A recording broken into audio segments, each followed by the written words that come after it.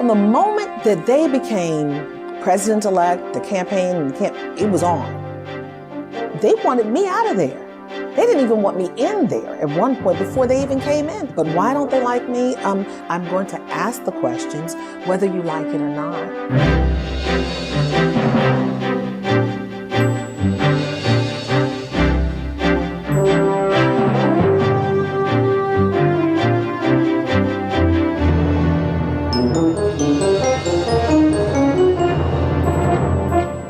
Welcome to the Contrary. I'm Bonnie Urbay.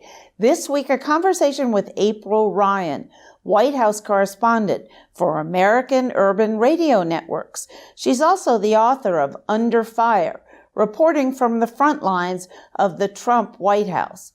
Welcome, April Ryan. Why did you call your most recent book Under Fire? Well, I've been through a lot. And you won't believe it, but it's so true. They tried to have me to smear my name. They tried to discredit me. They tried to get me out of there. I was under fire. I'm still under fire. But didn't it made you famous? And no, it's not. Well, let me say there's this. There's not a side of it that let me say this. I've been doing this for 22. You've been in the business a long time. I've been there, and as a reporter, you do your job, and you're happy. You write about what's going on, and you move on. I was happy. And see, people want to believe that I wanted fame. No, I'm a happy-go-lucky person. I love to have fun. That's just my personal side. Some people say it's spicy. I like spice, okay? But I wanted to report. Did I want fame? Being in the position that I've been in, I had enough notoriety. People knew who I was. They recognized me in the briefing room. Did I want all of this? I didn't ask for it. Was I prepared for it? I guess I was, because I'm still standing. But at what cost is fame? I may be famous, but I have to have security. You have to have a bodyguard now, right? I may be famous, but there's collateral damage. There's collateral damage. I have children, I may be famous, but I have death threats? Yes, and that's a known fact. I've had the FBI at my home. So as people look at the great piece, it may be great over there, but there's a cost. Was it worth it? Ask me on another day. Okay. I mean, seriously, it's gotten me, my faith has gotten a lot deeper. Is it worth it? I think I have PTSD, and I'm not joking about that. You're always turning. Where I'm from, they said your head's always on a swivel. And I always wonder if something happens, what's behind it? You're always second guessing, and you're not so sure anymore. Who can you trust? Who can you talk to? Is counseling needed for that? Yes. People, you don't see me crying. You don't see me sweating. No, I don't. I live my life. But as I live my life, there are new precautions and new cautions and new ways to deal. And it's probably going to always be that way as long as I'm working in Washington. And I don't plan to leave anytime soon. But it's a lot to this. There's an old saying, for new levels, there's new devils. Trust me, it's true. Now, how have things changed? You say you've been there 20 years, 4 presidents. How have things changed under Trump? I didn't have to have security before. I didn't have death threats before. I had people maybe saying little crazy things on social media or what have you, or calling my company. They've now called my company, told them they need to fire me, death threats. I travel with security. I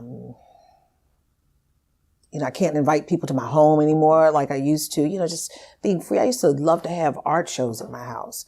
Some local artists come to the house. I can't do that anymore.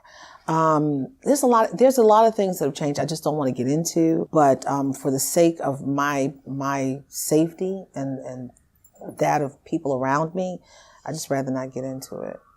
Gotcha.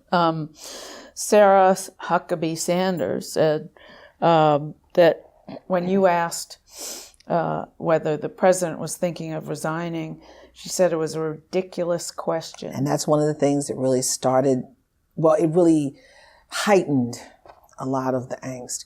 Yeah, she said it was a ridiculous question. How did you feel? How was I supposed to feel? Had any other press secretary treated you that way? I mean, I'd gotten into a little tangle with Robert Gibbs, but, that was one and done. But at the end of the day, even though I got in that tangle, the questions that I'd asked wound up actually changing things back to where they used to be. After those questions, that round of questions, the person was ultimately fired. And there were hearings on Capitol Hill over the issue that I was asking questions about with Robert Gibbs. I don't even want to talk about that. You can look that is Googleable, if that's a word. Googleable. When she said that, it didn't bother me in the moment, but what bothered me afterwards was that Fox News did a piece on it. The most ridiculous question, And I mean, of course, they're blindly supporting the White House. And that's another thing in media. When I grew up and when I started working in media, we weren't supposed to help make the story. We were supposed to cover the story, but they support whatever she says. And I've become this target on Fox News, this poster child for bad reporting. But it's okay. It's okay. The question was legitimate, and there were sources, credible sources, who are still very credible and very much inside that circle, told me that was some of what was going on. And even in the midst of all of this Mueller, this latest Mueller crescendoing, there are plan A, plan B, plan C.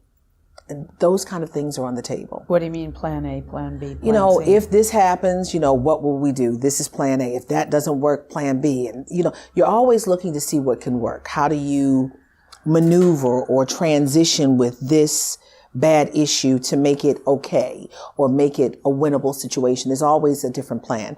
And those are plans that were on the table. When I asked that question, that was one of the plans that was on the table. Plan A, plan B, plan C. I mean, even the president talked about it in the Oval Office. He says, I got a lot of plans, and that's, so he just verified to me in the Oval Office recently that there are always plans on the table, just in case this one won't work. Now, you reported that he has taken care of, he does look after journalists sometimes. Has he, if there's a bad plane ride, is everybody okay? That sort of thing. Does he look after you at all?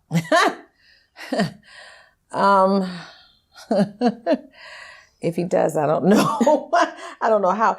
I mean, why do you think you're singled out? Recently, when I've gone to the Oval Office, he's made an attempt. Well, when I was in the Rose Garden and asked about the shutdown, he said, that was a good question. I was shocked. I'm like, what? Mm-hmm. And in the Oval Office, do you care though? He spoke. Do you really? You're not supposed to care. The only reason I don't. It's not about caring, but it was such a shift after having so much hate and disdain, and now it's like I'm like, okay.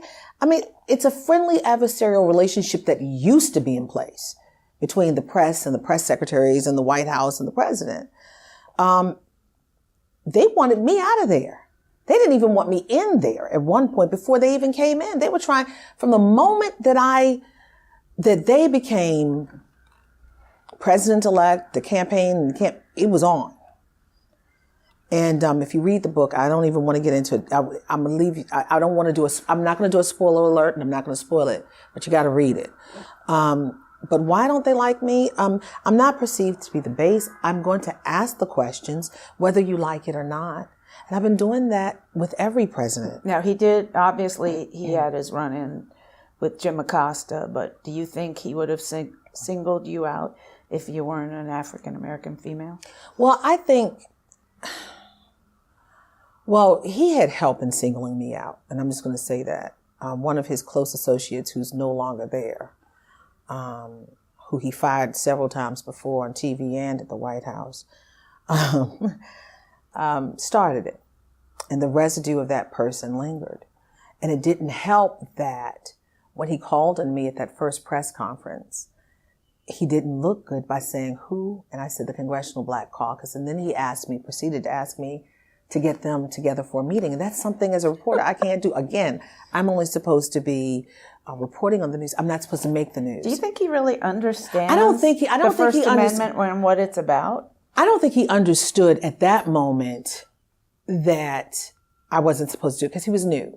And there was a learning curve. I'm going to give him that. But this is a president that does things differently.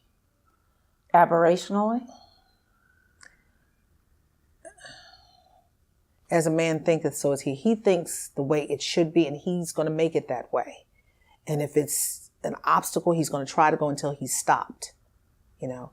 I mean, he essentially thinks that any negative coverage, which is, as you mentioned earlier, happens to every president, as a personal attack on him, instead of understanding the role of the Fourth Estate in being a body that's supposed to keep tabs on what the president's doing. And you've hit the nail squarely. He is a novice in governing.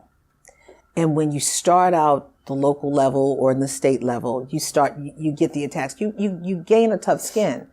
But he's gaining this tough skin with on-the-job learning in his first governmental job, which happens to be President of the United States of America. So we have watched in real time how the personal attacks have affected him. Is it just Trump who's changed things? I mean, from where I sit, this is clearly an aberrational presidency. Say what you want, good or aberrationally good or bad, but although aberration implies negative.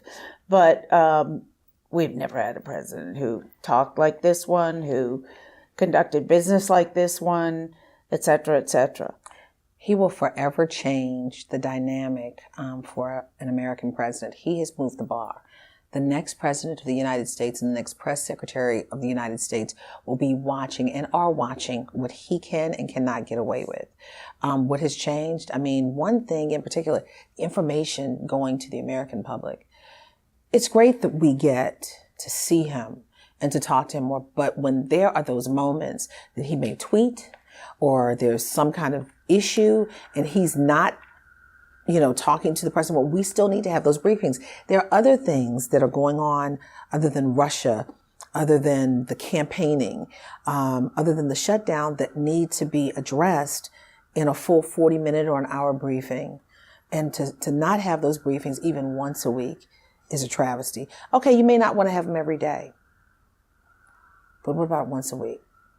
It's not good. And when you start just allowing the president just to go on Twitter or just to make statements and not allow that back and forth with reporters to find out the question, it changes the dynamic. Again, the accountability piece. There needs to be more access as far as information to the public. And the president sometimes doesn't always get it right. So that's when we have to ask the senior staff or ask the White House press secretary. Has access, do you see noticeably less access, not just to the president, but to his senior staff, to his cabinet secretaries under this administration? The president is the principal now, pretty much. But is he a principal who mixes with his students or keeps them at bay? He's a principal who is the principal, and then there's the students.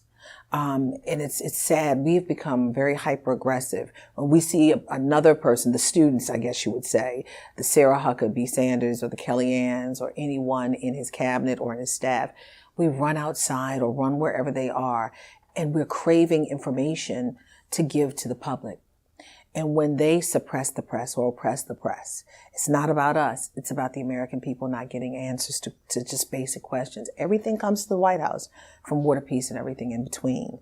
And when they're not getting it, or we're not getting it to give to them, it's a hyper-aggressive push to get it. And you should see us. When we see Kellyanne out at Stakeout doing a TV hit for one of the networks, we run outside and try to grab her.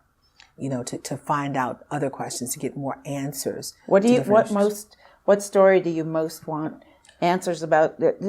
Setting aside the Mueller investigation. At this moment in time, the shutdown issue was huge. In this moment in time, it was about the shutdown. But then you have campaigning issues, and you have about that. No, but what campaigning issues? What info do you want that you're not getting? So if a candidate, and I'm not talking about his campaigning right now. Let's say a Democratic candidate, one of the top runners may talk about policing or talk about healthcare, talk about some issue. We want to hear what he has to say about that. There's going to be 5,000 people on the Democratic side, to this one person right now.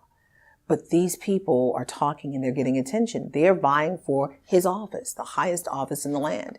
And what do you say about this? I mean, granted, it's not the general election yet, but they're in a prominent position right now, in a prominent spotlight. And they are people who have, for the most part, what we see right now, people who understand governance and who understand policies and practices in this nation. So, Mr. President, what do you say about that? It's a lot. You can't just put the White House in a box for one or two questions or one or two issues. Everything comes to the White House. World issues, global issues, local issues. I mean, everything affects the White House. I mean, anything comes to the White House, from water, peace, and everything in between. The campaign is between. Safe water to drink is in between. Colin Kaepernick is in between. So much that's in between. And we need answers to. Did you get them under prior administration? Yes, I did. Always. Yeah, sometimes I was able to ask questions. I didn't always get answers.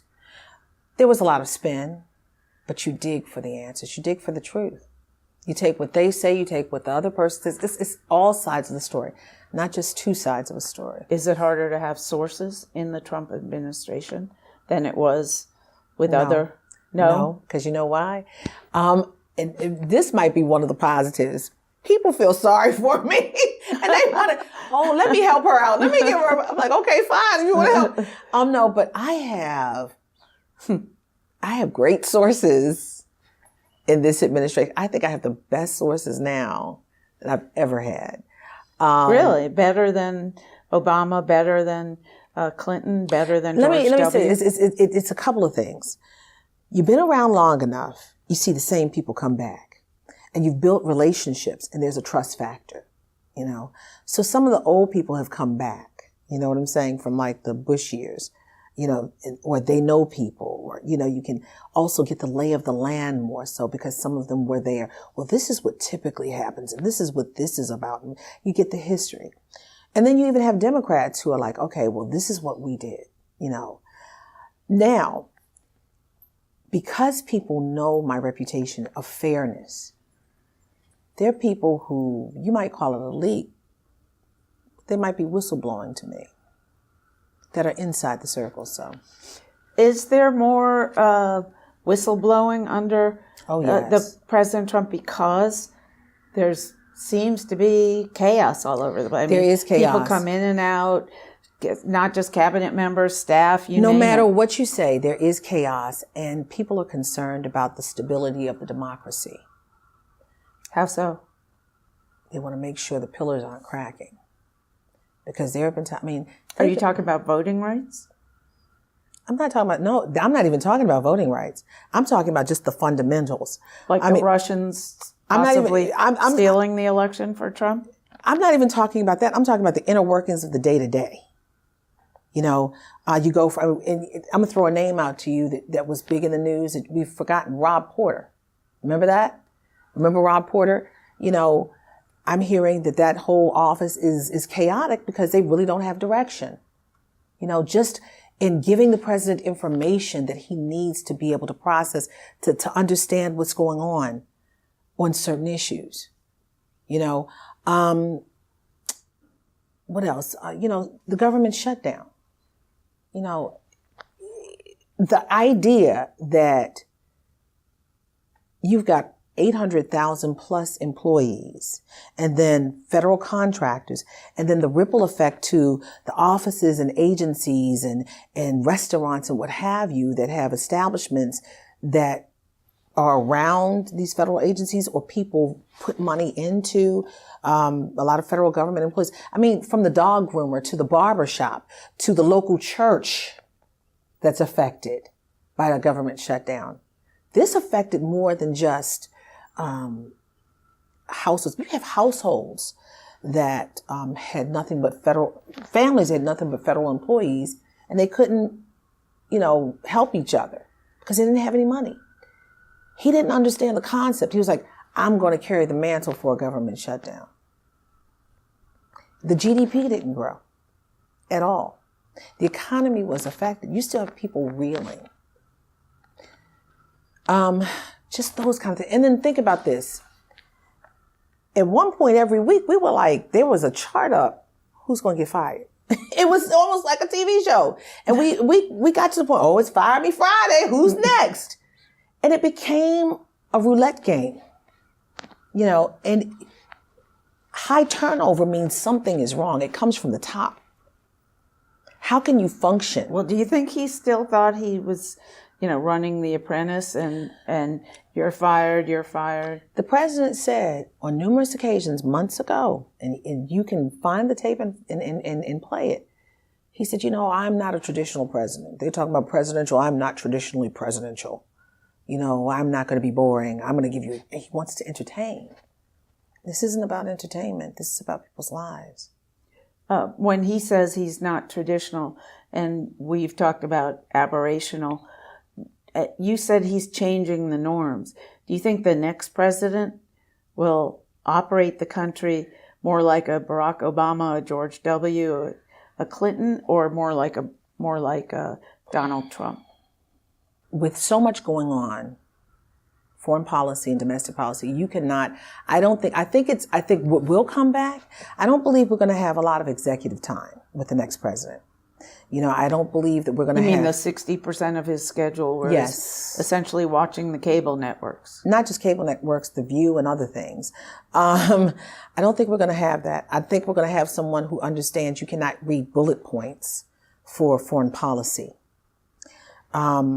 I think they're going to understand the weight of it, but I also think some of the things that have been taken away may not be gained back. We may not have daily press briefings again. When you lose ground, sometimes it's not brought back. You don't get it back. So I think the next president, if it is a Democratic president, which I don't know if that can happen, at this moment in time, but if it's a Democratic president, I think they're going to try to bring back decorum. They're going to try to bring back respectability, and I think they're going to try to really bring back what used to be. But we're in a different day. How is that, speaking of being in a different day, how has diversity among the press corps, the media corps, changed in your 20 years of being at the White House? When I started, it was like Walter Cronkite. You didn't know what anyone's political persuasion was as a reporter. Now you have extremely liberal people over here. You have extremely right people over here. And then you have some of those in the middle. No, I'm not talking about the press corps. I'm not talking about left, right. I'm talking about diversity, more women, more people of color. You have more women. You don't have as many women of color, but you don't have as many women of color White House correspondents as before? No. Why? You tell me. You ask the owners and the CEOs and the news directors of these news organizations. So, I don't see them as much. I see a few, but we've had more diversity over the years before, but not as much now. I don't think as much as we've had in the past. We've got Kevin Cork, we've got Darlene Superville, we've got Aisha Roscoe, we've got Kristen Welker, we've got Kevin Cork, Ms. Phillips, Abby Phillips, Yamiche Alcindor. We got Jim Acosta, we got Cecilia Vega, but I've seen it during Obama years and during Clinton's years. I've seen a lot, and I'm going to say this to you: I'll never forget. During the George W. Bush years, when I was flying to New Orleans to Katrina with George W. Bush on Air Force One, he said, I'm not pandering to you, but he said, I want to see more of a diverse press corps. I said, I'm with you. Because they bring different issues to the table. Well, wasn't he telling the wrong people, though? The press corps, you tell the owners of the networks. You're absolutely right about that, but he said that to me, and I reported it. Well, thank you so much for your time. You. Thank you. This was wonderful. Thank you. That's it for this edition of To the Contrary. Please follow me on Twitter and visit our website, pbs.org/To the Contrary. And whether you agree or think to the contrary, see you next week.